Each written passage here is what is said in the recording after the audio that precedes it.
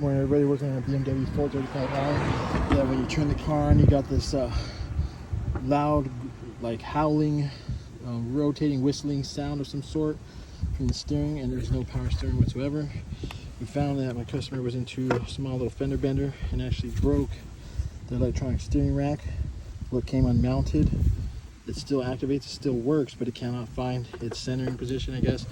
So it just starts spinning and then shuts off. And here's a loud noise for a couple seconds. And while you try to turn, it makes this crazy ass noise.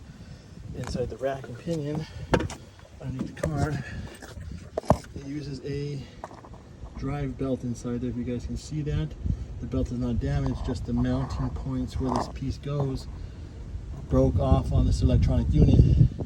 So if you can remount it, and you can see there that those elongated holes are actually adjustments for tightening it up to the belt. So if you have any type of belt noise or some whining noise when you first turn it on coming from the steering while you try to turn the wheel, very possibly may need to be adjusted there.